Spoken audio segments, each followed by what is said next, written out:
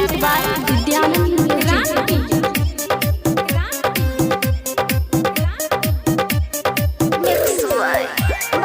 Vidyanand.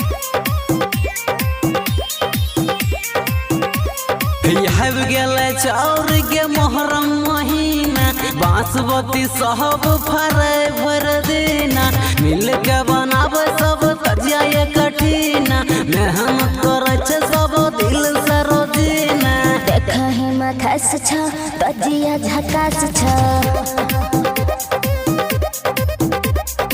लाठी खेल के तोरा अलग अंदाज छ हव गेले छौरी के मोहरम महीना बांसवती सब फरे भर देना मिल के बनाबे सब तजिया ये कठिना मेहनत करे छे सब दिल से रोजीना देखा है मखस छ तजिया झकास छ लाठी खेल के तोरा अलग अंदाज छ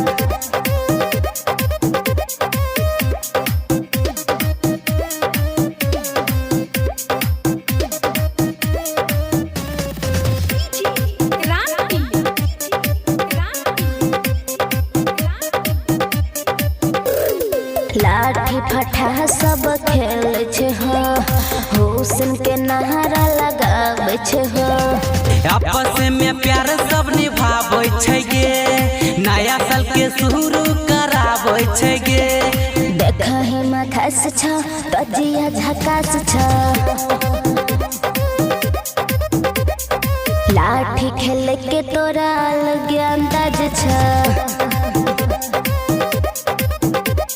याब गेले छौरी के मोहरम महीना बांसवती सब फरई भर दीना मिल के बनाबे सब तजिया ये कठिना मेहनत करे छे सब दिल से रोजीना देखा है मखस छ तजिया झकास छ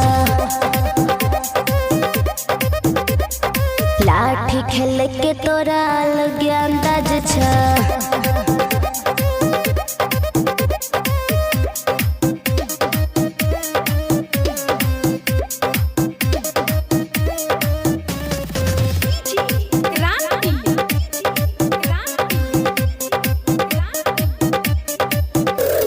संतोष विद्यानंद तजिया उठवे छल ह